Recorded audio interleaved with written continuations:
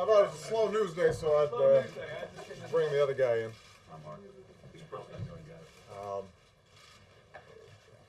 Obviously, there's a big debate going on about taxes and about the need to grow the economy and to create jobs.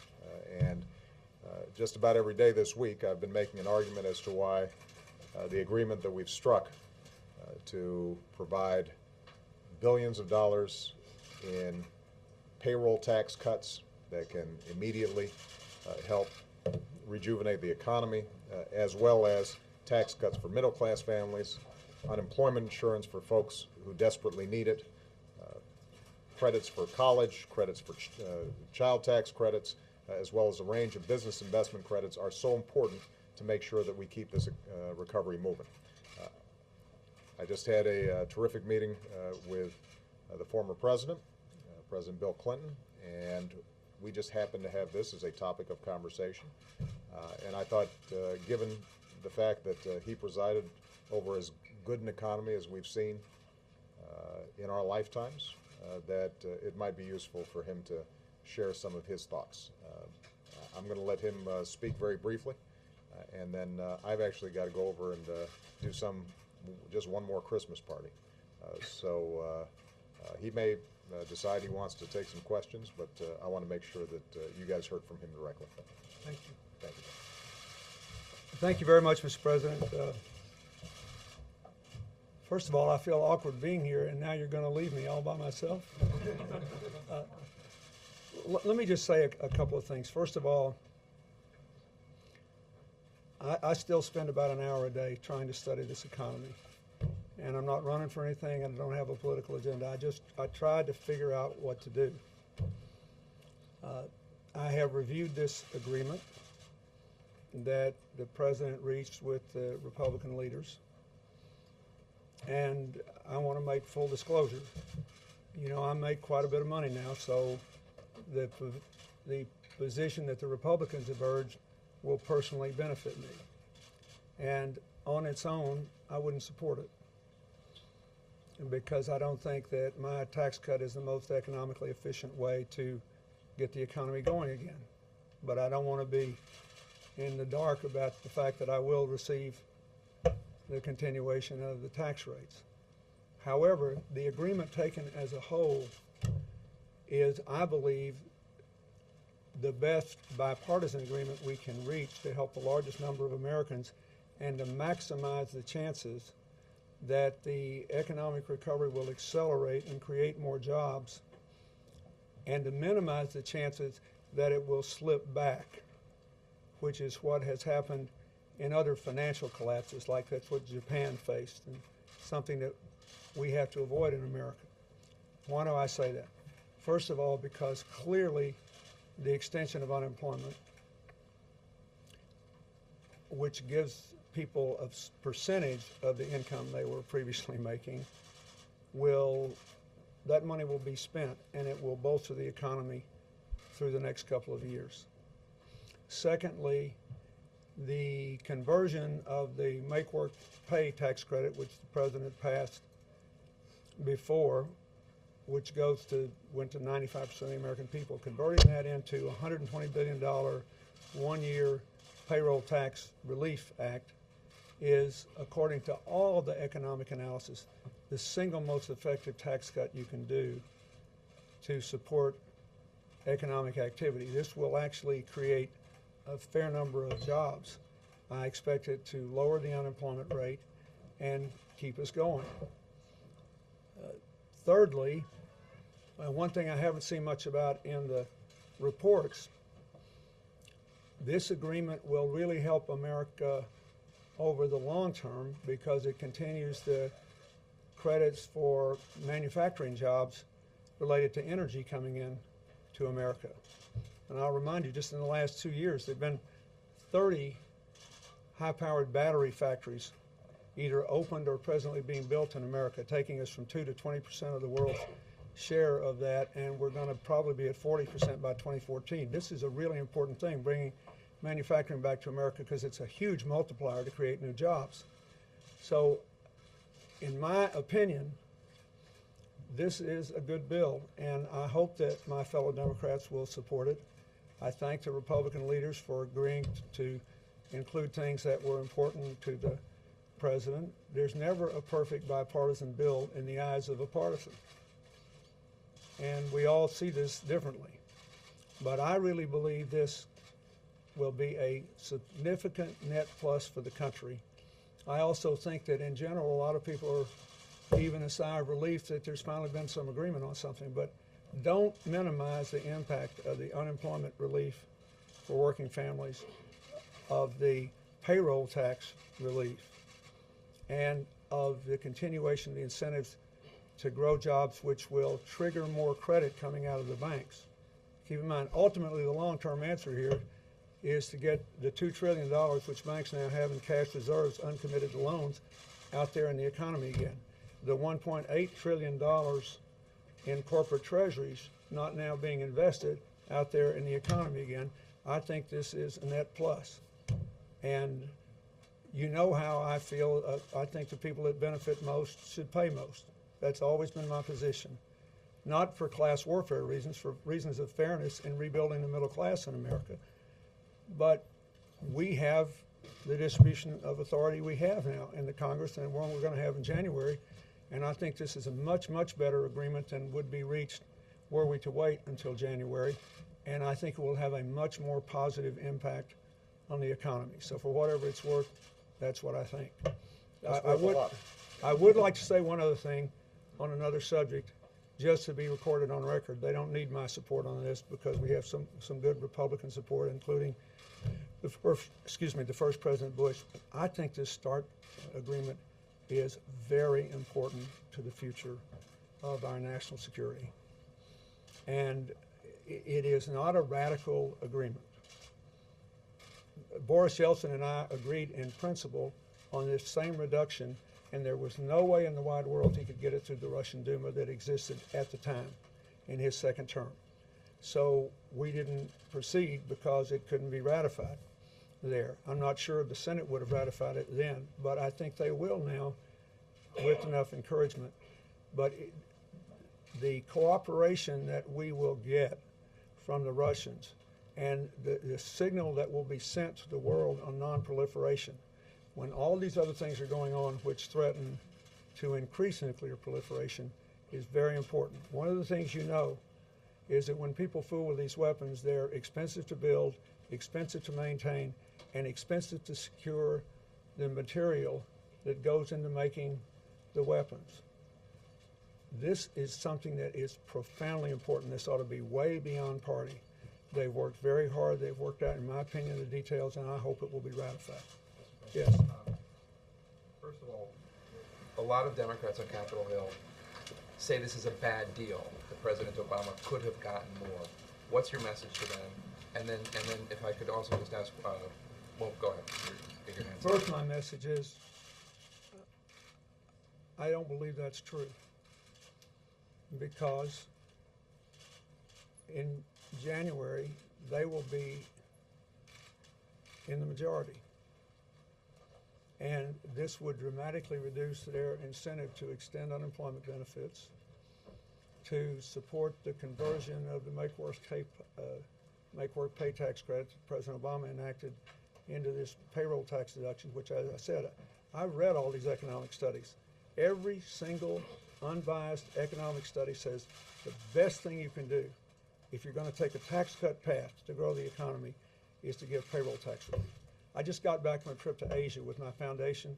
Hong Kong, super free market place, had a stimulus.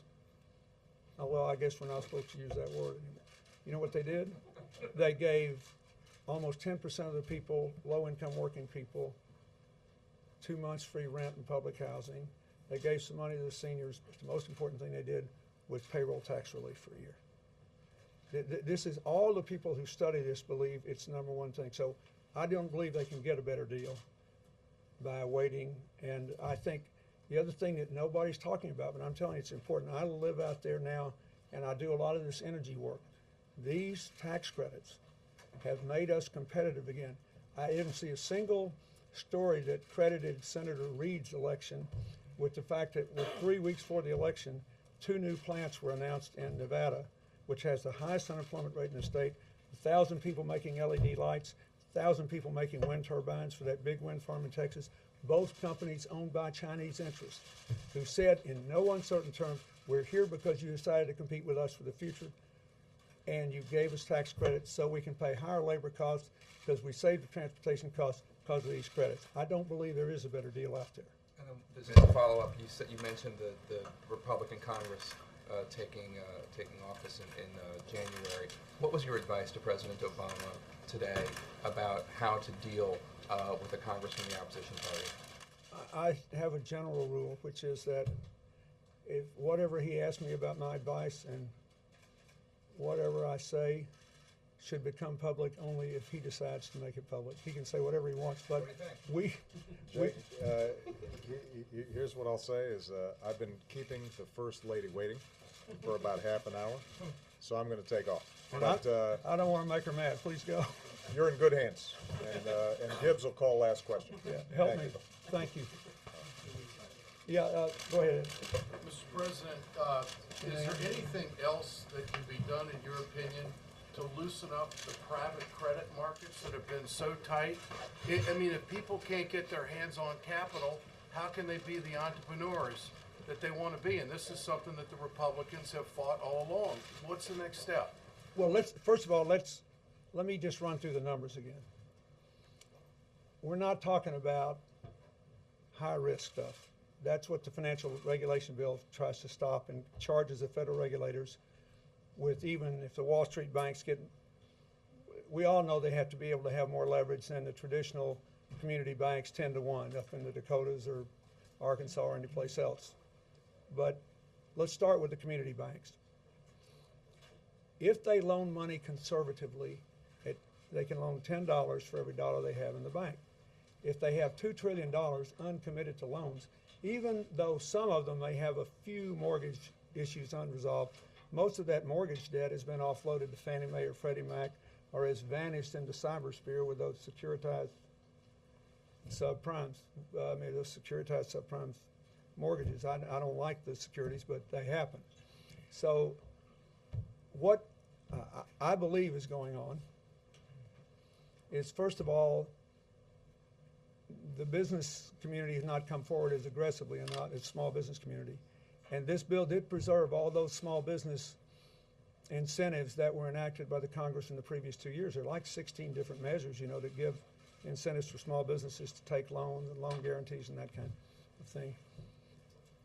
It appears to me that the community banks, at least, are somewhat uncertain about how the financial reform bill, which I supported, applies to them and what the costs of compliance might be. You remember, the 2 big things that bill did was to require the federal regulators to monitor every month the big banks that caused the meltdown and to require them to set aside more capital. And then it set up an orderly bankruptcy mechanism and banned future bailouts. It said, that bill actually says, if this happens again, the shareholders and the executives have to eat it. But there's a whole lot of other things in credit cards and other matters that deal with it. I think it is really, really important just to do an aggressive 100% information drench. I mean, I would go so far as to do it bank by bank by bank by bank so that everybody knows exactly what they have to do, exactly what it costs, and how quickly this can all be resolved.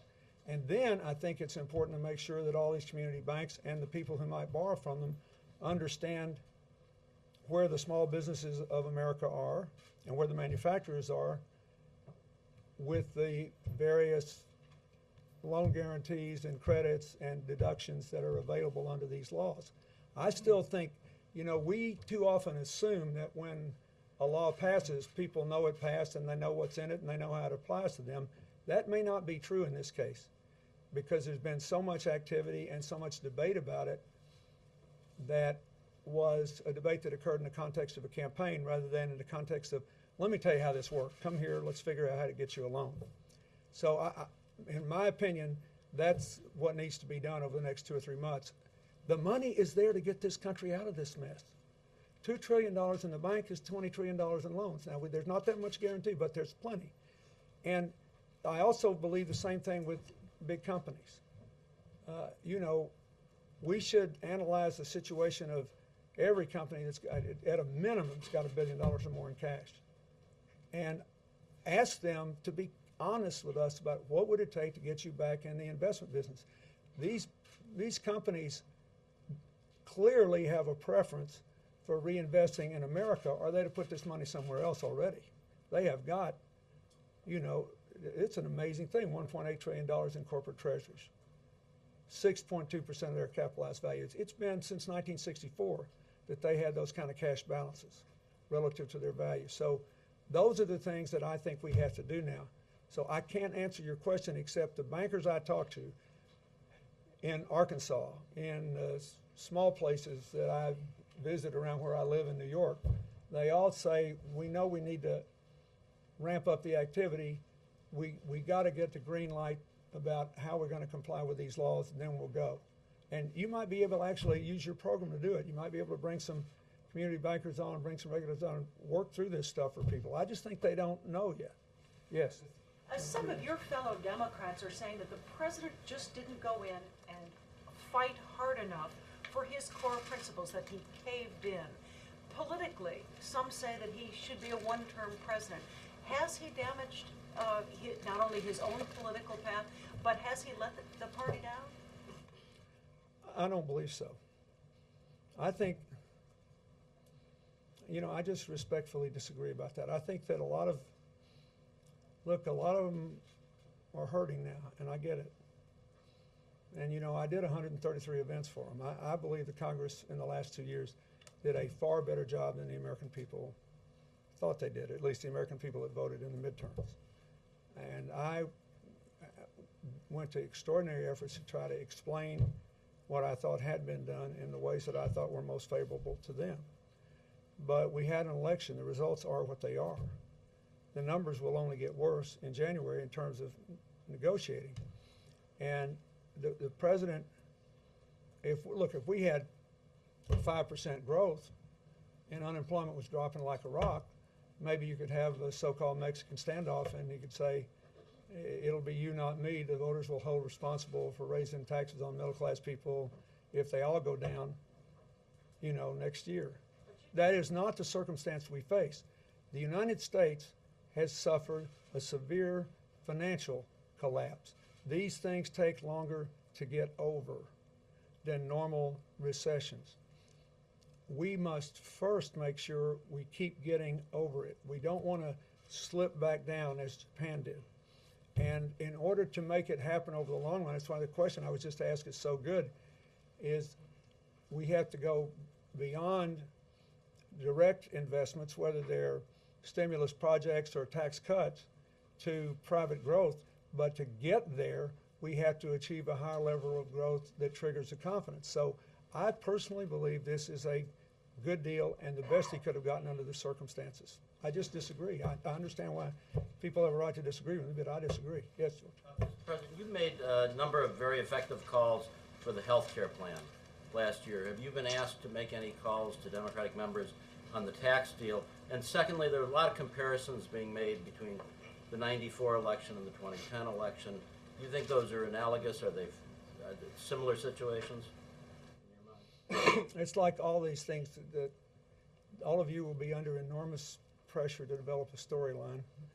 And there are some parallels and some that are different. And, you know, I'll let you do that. I'm out of politics now, except to say that I care about my country and I want to get this economy going again. And I believe that it is necessary for these parties to work together. And I think, you know, for example, the storyline is how well we work with the Republicans and all that. But, you know, we played political kabuki for a year, had 2 government shutdowns. We can't afford that now. The only reason we could do that is that the deficit was already coming down in a time when interest rates were the problem and the economy was coming out. People just didn't feel it yet in '94. We can't afford that. We have got to pull together, and both sides are going to have to eat some things they don't like, because we cannot afford to have the kind of impasse that we had last time over a long period of time. We don't want to slip back in to a recession. We got to keep this thing going and accelerate its pace. I think this is the best available option. Any Mark? calls? Mr. President, Oh, I'm sorry, George, I have not, but in fairness, as soon as the election was over, I took my foundation trip to Asia. Then I came back, I just got back from the West Coast doing my annual trip out there, the people that support the work I do in my foundation. I flew overnight to get here today, and I have to leave again tonight. If I were asked to, I would be happy to talk to anyone, but I have not been asked. But in fairness, the president didn't have a chance to. He asked me to come down today because he knew I was going to, Hillary and I are appearing before the Brookings Saban Forum on the Middle East tonight. Yes, Mark. Mr. President, I get the feeling that you're happier to be here commenting and giving advice than governing. Oh, I had quite a good time governing. I am happy to be here, I suppose, when the bullets that are fired are unlikely to hit me, unless they're just ricocheting. No, I'm glad to be here because I think the president made a good decision, and because I want my country to do well. And after the '94 election, I said the American people in their infinite wisdom have put us both in the same boat. So we're going to either row or sink. And I want us to row. Give us a Haiti update. What? Can you give us a Haiti update? I know you were there. Yeah. I had a long talk with the Prime Minister today. And he, first of all, has done, I think, a remarkable job of being a loyal Prime Minister, but not being involved in the political imbroglio that's going on, except to try to keep calm. There was a decision made by the Electoral Council to review the vote in its entirety and to ask some outside observers to come in who are not only credible but knowledgeable. And they will announce exactly how they propose to do that. Today was a pretty calm day, and they expect the weekend to be pretty calm. We are going to have our commission meeting next week. We may move it to the Dominican Republic. But I think one of the best thing that we can do for the people of Haiti is to prove that the Haitians on the commission and the donors are still committed to the long-term reconstruction process, whoever gets elected president. The best thing they can do is, everyone understands they had to carry out this election under enormously difficult circumstances. Even getting the ID cards to everybody, as you know, proved difficult because they were in those tented areas. But what I can say is it was calmer today. It appears they are going to try to have a recount procedure, which they hope will acquire more support from across the political spectrum. And meanwhile, we want the commission to keep working. The World Bank just released about $70 billion of the $90 billion in projects we approved 4 months ago. And so that'll go in. We'll be hiring more people immediately in those projects. And we're going to approve a lot more projects on the 14th, and that's my focus now. Yes? Mr. President, I have to ask, do you think your appearance here today will help sway votes where they're needed most right now among House Democrats? Because, and the reason I ask you that is because a lot of them are sort of antsy, and I know you never used the term back in your first term, but they're antsy about the precedent of triangulation. They're still smarting over that. And your appearance here today might not necessarily push them in the direction that the, That's right. that the president wants them to be pushed. But I would like to, I told President Obama, and I'll tell you, you ought to go back and read a lecture that Franklin Roosevelt gave in 1926, before he was the vice presidential nominee, before he came down with polio, to his old alma mater at Choate, in which he discussed the dilemma of the progressive movement in American politics. I have an enormous amount of respect for the Democrats in the House, and I've already told you I regret that so many of them lost. I think some of our best people lost, and I get where they're coming from. I can only tell you that my economic analysis is that given all the alternatives that I can imagine actually becoming law, this is the best economic result for America. And I think it is enormous relief for America to think that both parties might vote for something. anything that they could both agree on. And there is no way you can have a compromise without having something in the bill that you don't like. So I don't know if I can influence anybody. Heck, I couldn't, I'd go some places and the people I campaigned for won, some places the people I campaigned for lost. I don't know. All I can tell you is what I think. Considering your credibility on the deficit, what do you think about concerns about the short-term deficit and the long-term deficit and where I'm where our happy country to is address going? that because I don't think that I don't think I did a good enough job in this election season, obviously, and I'm not sure we did. The difference between now and when I became president, when we immediately went after the deficit, is quite simple. When I became president, it was after 12 years in which the accumulative debt of the country had risen from $1 to $4 trillion. It was the first period in American history when we had ever run structural deficits of any size. And so we were having to pay too much for money. It's causing us a lot to borrow money in the public sector, taking, I think it was 14 cents of every dollar on the debt at the time, and it was crowding out the opportunity of the private sector to borrow money and raising their cost. And that sparked the recession that we had in the early 90s. What happened this time was totally different. This time there was a collapse of a financial system which took interest rates to zero. Now I know there's a lot of alarm now. People say, oh, the interest rates went up on bonded indebtedness in the last couple of days, and they saw it. Is it because of the increase in the agreement increasing the deficit in the short term? Is it because of the economy growing? That doesn't bother me. We have to get out of deflation. The biggest problem we have now is deflation. So, look, I'm a Depression era kid. I don't like deficits ever, really. We had 4 surpluses when I was president. That's what I like. I like balanced budgets and surpluses when you have growth.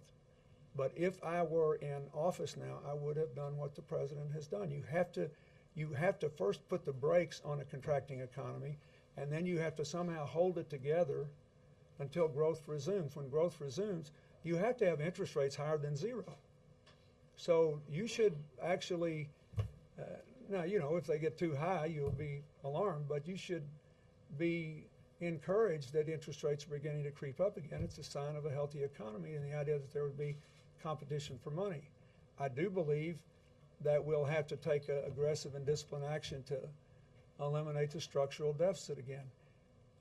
And I think it was a mistake to go back to structural deficits. I think if America were out of debt on a normal basis and we didn't have to borrow money from our major trading partners, we would have more economic freedom and economic security. So I want to see what comes out of this, but I expect to support some very vigorous actions to eliminate the deficit and get us back to balance. Yes, one more, I got to get out of here. Go ahead. Thank you, Mr. President. Beyond this pending tax deal, there are enormous issues of importance that are unfinished, from education to energy, the deficit, and this is still a very divided country. Do you think the American people want a president to compromise with the opposing party, and is that a message that you think Democrats are going to have to accept? Yes, but I also believe that it's a message Republicans are going to have to accept. Keep in mind, to me, the really interesting thing is that a lot of the hardcore conservatives think the Republicans gave too much. Read Charles Krauthammer's column in the Post today. He's a brilliant man, and he pointed out that they got the device of tax cuts, but most of them were targeted to middle-class working people. That's what the payroll tax cut is. That the unemployment benefits were extended, which some of them did not want to do, and that the American people, by 2 to 1, support them both. So there are some conservatives who don't believe in the economic theory I just advanced to you, who believe that the President and the Democrats got more out of this than the Republicans did. So I think that's healthy too, because everybody's got to give a little. Yes, I think the one thing that has always happens when you have divided government is that people no longer see principled compromise as weakness. This system was set up to promote principled compromise. It is an ethical thing to do. In a democracy where no one is a dictator, we would all be at each other's throats all the time, and we would be in a state of constant paralysis if once power is divided, there is no compromise. What's the political fight worth having? What would you tell Democrats the political Well, fight worth having? I is think right it now? was worth. I think it's worth fighting against the repeal of the health care law. I would be in favor, and I can give you 4 or 5 things off the top of my head I think should be done to improve it.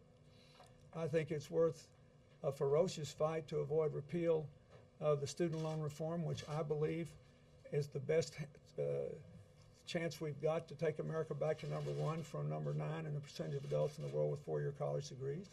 I think it's worth fighting against repeal of the financial reform and the assurance it gives us that we won't have another meltdown, and if we do, there won't be another bailout. I think there are a lot of fights worth having, and I presume the Republicans want to fight those too, since they ran on that. And they'll be able to have these differences. But this holds the promise that after the fights are over, we'll be able to find principled compromises on those areas as well. And to me, that's worth doing. But first, the economy first. We can't go back into a recession. We have to keep crawling out of this mess we're in. And this is a good first step, both on the substantive merits and on the psychological relief it gives to the American people in general and the small business people and community bankers and others who can start doing things that will help get better in particular. Thank you.